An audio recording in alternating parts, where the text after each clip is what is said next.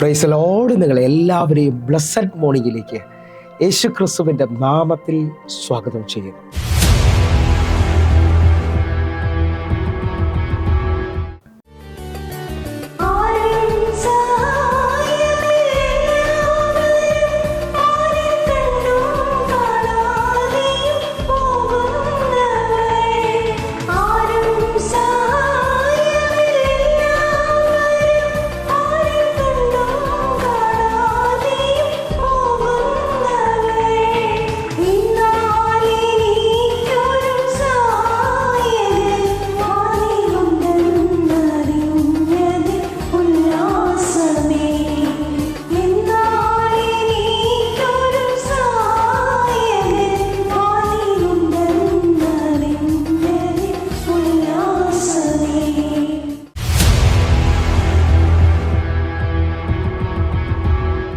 പ്രിയരെ, അനുഗ്രഹിക്കപ്പെട്ട ഒരു പ്രഭാതം കൂടെ നമ്മുടെ ജീവിതത്തിൽ അനുവദിച്ചു തന്ന വലിയവനായ ദൈവത്തെ നമുക്ക് ഒരുമിച്ച് ചേർന്ന് നന്ദി പറയാം.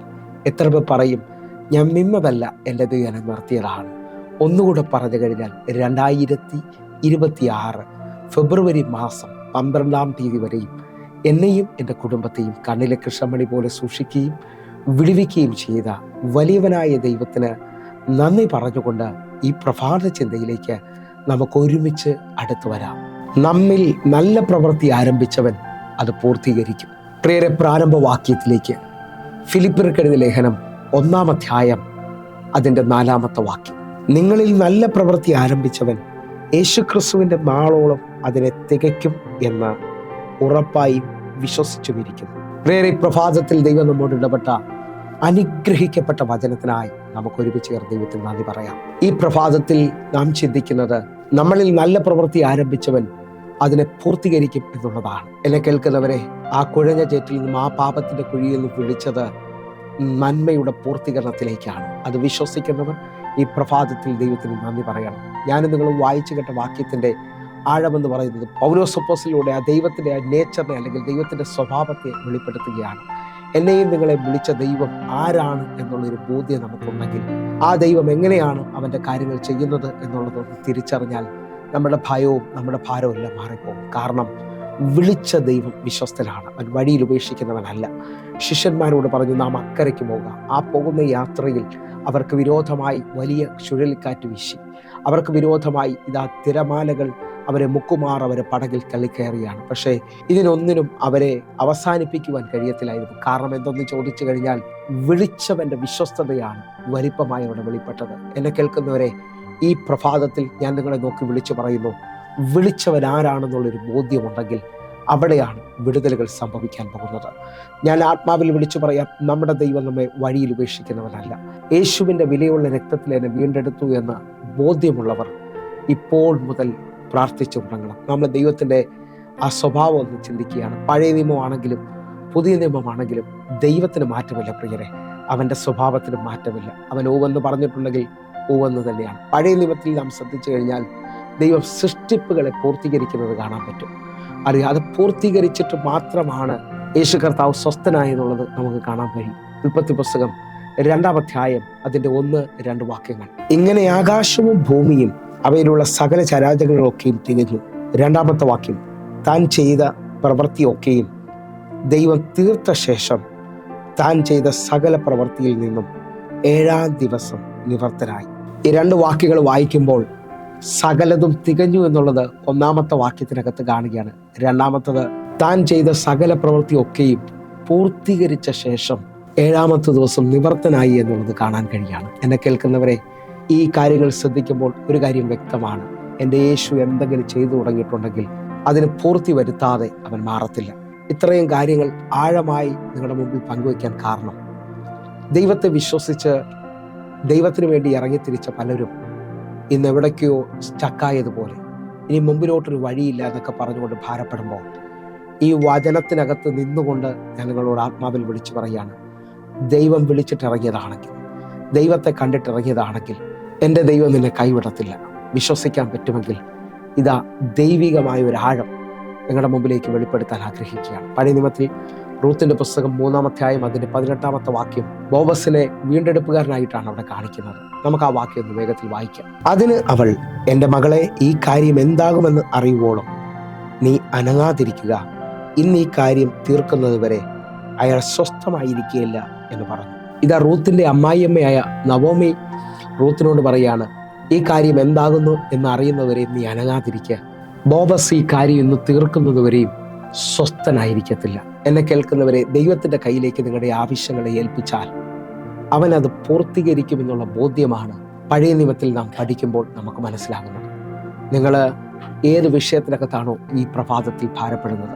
ഒരുപക്ഷെ നിങ്ങൾ കുടുംബപരമായിട്ടായിരിക്കാം, ജോലിപരമായിട്ടായിരിക്കാം, സാമ്പത്തികമായിട്ടായിരിക്കാം, അല്ലെങ്കിൽ ഹല്ലേലൂയ നിങ്ങളുടെ രോഗത്തിന്റെ അനുഭവത്തിലായിരിക്കും. ഏത് വിഷയത്തിനകത്താണ് നിങ്ങൾ ഭാരപ്പെടുന്നെങ്കിലും ദൈവത്തിന്റെ കരത്തിലേക്ക് നിങ്ങൾ വിട്ടുകൊടുക്കുമെങ്കിൽ ദൈവം അതിനെ പൂർത്തീകരിക്കുന്നത് കാണാൻ പറ്റും. ഞാൻ ഈ അനുഭവത്തിൽ തന്നെ നിന്നുകൊണ്ട് പറയുകയാണ്, മനുഷ്യന് അസാധ്യം ദൈവത്തിന് സാധ്യമാണ്.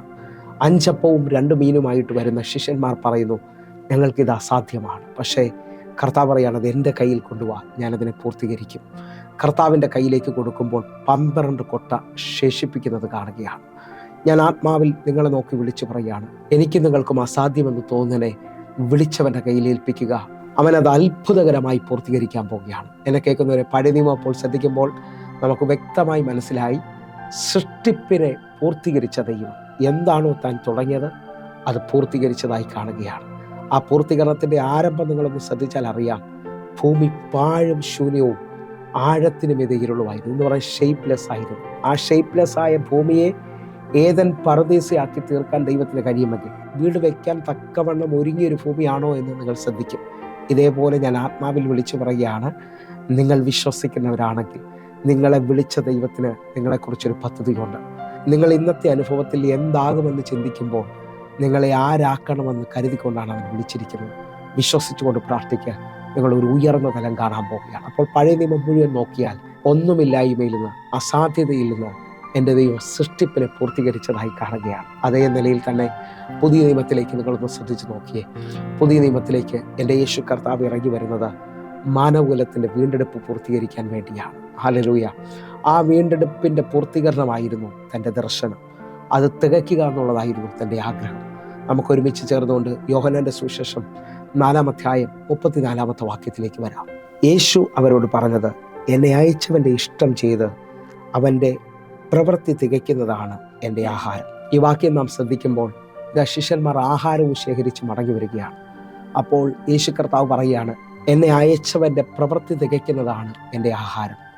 വിശ്വസിക്കുന്നവരുണ്ടെങ്കിൽ ഒരുമിച്ച് ചേർന്നുകൊണ്ട് പറ, അയച്ചവൻ്റെ പ്രവൃത്തി തികയ്ക്കുക. നിന്നെ വിളിച്ചവന് നിന്നെക്കുറിച്ചൊരു പദ്ധതിയുണ്ട്.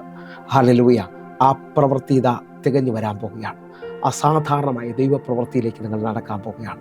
എങ്ങും എത്തിയില്ലെന്ന് പറഞ്ഞുകൊണ്ട് ഭാരപ്പെടാതെ ദൈവസന്നിധിയിൽ വീണ്ടും ഏൽപ്പിച്ചു കൊടുത്തോട്ട് പറ, എന്നെ വിളിച്ചവൻ വിശ്വസ്തനാണ്, കൈവിടത്തില്ല, അവൻ നിശ്ചയമായും ആ നന്മകളെ പൂർത്തീകരിക്കും. ഹല്ലേലൂയ.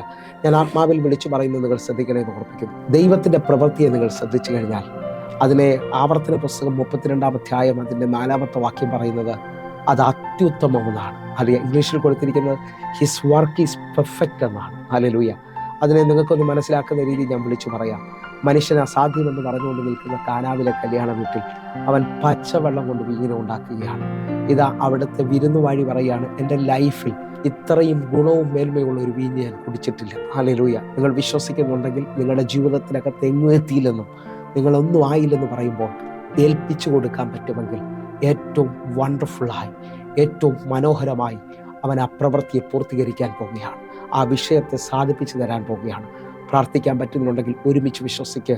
ഒരു അസാധാരണ ദൈവപ്രവൃത്തി ഇപ്പോൾ നിങ്ങളുടെ മേലേക്ക് റിലീസാകുകയാണ്. അതേ നിലയിൽ തന്നെ നിന്നുകൊണ്ട് നമുക്കൊരുമിച്ച് യോഹന്നാന്റെ സുവിശേഷം 17-ാം അധ്യായം 4-ാമത്തെ വാക്യത്തിലേക്ക്, ഞാൻ ഭൂമിയിൽ നിന്നെ മഹത്വപ്പെടുത്തി, നീ എനിക്ക് ചെയ്യുവാൻ തന്ന പ്രവൃത്തി തികച്ചിരിക്കുന്നു. ഇതാ യേശു കർത്താവ് പറയുകയാണ്, എന്നെ ഈ ഭൂമിയിലേക്ക് അയച്ചത് എന്തിനു വേണ്ടിയാണോ ആ വിഷയത്തിൽ ഞാൻ അങ്ങേ മഹത്വപ്പെടുത്തുകയാണ്. അതേ നിലയിൽ തന്നെ നിന്നുകൊണ്ട് ഒന്നുകൂടെ പറയുകയാണ്, നീ എന്നെ അയച്ച പ്രവൃത്തിയെ ഞാൻ തികച്ചിരിക്കുകയാണ്. ഈ ഭാഗമാണ് മാനവകുലത്തിന്റെ വീണ്ടെടുപ്പ് എന്നുള്ളത് ആഴം നമുക്ക് തിരിച്ചറിയാൻ പറ്റും. ആ ആഴത്തിലേക്ക് നമ്മളൊന്ന് ശ്രദ്ധിക്കുകയാണ്. യോഹന്നാന്റെ സുവിശേഷം 19-ാം അധ്യായം 30-ാമത്തെ വാക്യം, യേശു പുളിച്ച വീഞ്ഞ് കുടിച്ച ശേഷം നിവർത്തിയായി എന്ന് പറഞ്ഞ് തല ചായ്ച്ച് ആത്മാവിനെ ഏൽപ്പിച്ചു കൊടുത്തു. ഇത് പൂർത്തീകരണത്തിന്റെ അവസാന മിനിറ്റുകളാണ് കാണുന്നത്. യേശു പുളിച്ച വീഞ്ഞ് കുടിച്ച ശേഷം സകലതും നിവർത്തിയായി എന്ന് പറഞ്ഞുകൊണ്ട് യേശുവിൻ്റെ ആത്മാവിനെ ഏൽപ്പിച്ചു കൊടുക്കുകയാണ്. വാസ്തവമായും ക്രൂശീകരണത്തിന്റെ ആഴമെന്ന് പറയുന്നത് ജാതികളോ ലോകക്കാരോ പാരമ്പര്യക്കാരോ നോക്കുമ്പോൾ യേശു 3 ആണികളിൽ പിടഞ്ഞതാണ് കാണുന്നത്. എന്നാൽ അവൻ ഏൽപ്പിച്ചു കൊടുക്കാത്തിടത്തോളം കാലം ഒരു പീലാത്തോസിനോ ഹല്ലേലൂയ ക്രൂശിക്കുക എന്ന് വിളിച്ച ഒരു പടയാളികൾക്കോ അവിടെ നിൽക്കുന്ന ഒരു പുരുഷാരത്തിനോ കയ്യഫാവിനോ ഒന്നും അവനെ ക്രൂശിക്കുവാൻ കഴിയത്തില്ല. എൻ്റെ യേശു ഏൽപ്പിച്ചു കൊടുക്കുമ്പോഴാണ് ആ ക്രൂശീകരണത്തിൻ്റെ പൂർത്തീകരണം നടക്കുന്നത്. ഇന്ന് ഞാൻ ആത്മാവിൽ വിളിച്ചു പറയുന്നു, ദൈവമഹത്വം ഒരിടത്ത് വെളിപ്പെടുന്നത് നാം ഏൽപ്പിച്ചു കൊടുക്കുമ്പോഴാണ്.